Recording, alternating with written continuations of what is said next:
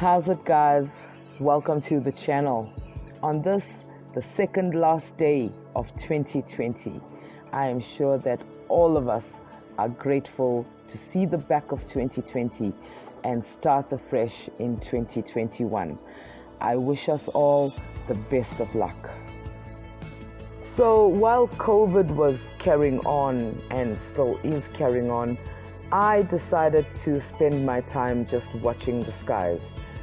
You know, I always spend my time alone. The kids are away at school, hubby is at work, so I don't have much to do. So that's what I've been doing throughout the year. And I've made many observations. Just for this year alone, I've gathered some 3,500 photos and videos. And this is just about, I think there are 116 photos in this video. I just chose random photos throughout the year. They are in sequence though, starting in February all the way up to yesterday, the 29th of December 2020. And the last video clip will be of Jupiter and Saturn setting last night. It was glorious. The skies did clear for that little event. So as I see, I've got 143 subscribers. I don't know who the extra 2 subscribers are, and I cannot say thank you to them personally. But even with my 143 subscribers, I only get about 20 to 20. I saw one of the recent videos had 30 views. Which, look, at least the video gets a damn view, makes me happy. But for the work that I put in, I do always hope to get more views. But I know the problem. The problem is that my channel is not in the right category. And that will have to be fixed whenever I get a laptop or a computer. I can't do it on my smartphone, and that problem will probably get fixed sometime in the next year. Now that I've gotten complaining about not getting enough views out of the way, I do want to say that I do have a very loyal group of viewers. They come to almost every video and leave a comment almost every video. And it makes me feel very good that, you know, there are people watching my stuff. I do work very hard on it.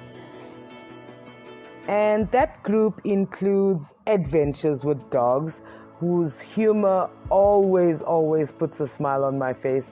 I wish he could just see my face when I'm reading his little anecdotal stories. Just makes me very happy.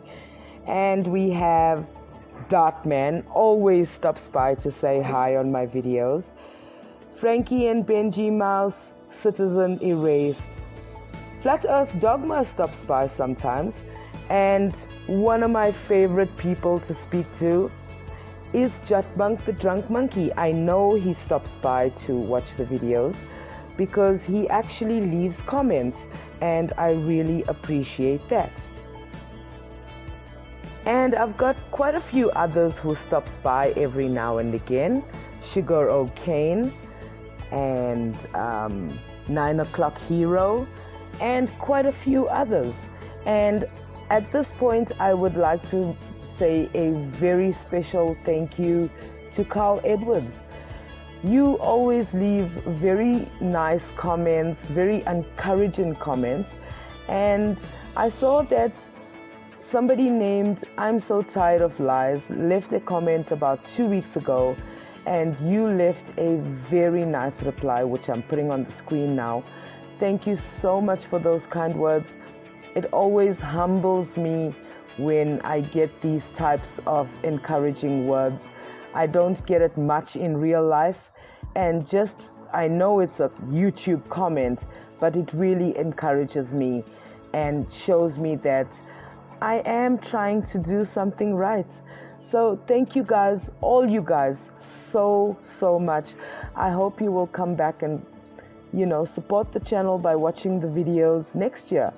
I am planning on getting a PayPal. I don't really want to mention it, but I'm sure I will have to at some point if I want to turn my hard work into some money earned. So I just plugged that in there. Thank you guys all so much. I really appreciate you coming to my videos. Another thing I learned this year is that, knowledge is not intuitive. And I've mentioned this before. And the reason this bugs me deeply is because there is a section of society who says that you can't have knowledge without God. And, this past year, I really struggled to fathom the Earth's rotation, the Earth's orbit around the sun, and something I'm still struggling with right now, and I will probably need a couple more years of observations for my own mind to understand exactly where the sun is.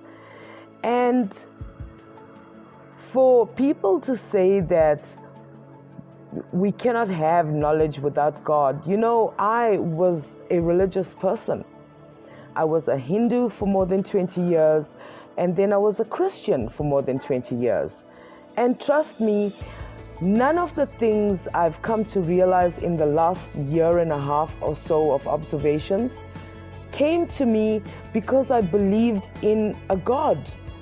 So I don't like that statement that you can't have knowledge if you don't have God, because there are many people who don't believe in a God, or think that there is a God, or whatever the case might be, or just are irreligious. They know some things. And I had to watch another explanatory video between epistemic knowledge and psychological certainty. I didn't even know that these things were at conflict. But what I do know is that there is an analytic versus synthetic distinction. And what I've realized is that reality is my starting point. I don't need anything else. When I'm sitting here and recording this audio, I'm actually sitting at my doorway and looking out into the field and watching those white butterflies just leave the field and embarking on this really long 600-kilometer journey to the Mozambican coast. I'm looking at the trees, and there are like at least 5 different variants of green right in front of me. And that is reality. I'm looking at it. I know I can go and touch those leaves and know that they are there. So I don't need a God to tell me that. But I have to notice it for myself. You see, if I'm just walking blindly in the world and I'm not noticing what different color greens they are, I'm just going to think that if one thing is green, it's all the same green. And that's a very narrow-minded way of looking at things. So basically, guys, I'm saying that this knowledge did not come to me intuitively. I didn't just look out at the horizon or the sky and determine that, yes, indeed, the positions of the stars change every single day.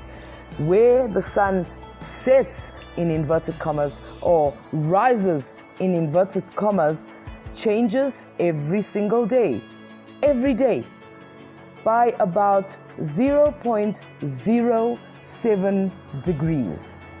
And I know that it's not much, but that change over time shows us that the sun does indeed bounce from summer solstice to winter solstice to summer solstice to winter solstice forever since the earth has existed, since the earth has rotated on its axis. Now, what I did learn recently is that the earth did spin faster in its earlier years, and now it is slowing down. And probably soon in the Earth's future, I don't know when, it will spin at the speed that Venus is spinning at. Venus is spinning at 6 kilometers per hour. That is a snail pace. But do you know what keeps it in its orbit around the sun? Is its velocity, the speed at which it is traveling forward in its orbit around the sun is keeping it in that stable, steady orbit. But its rotational speed is incredibly slow.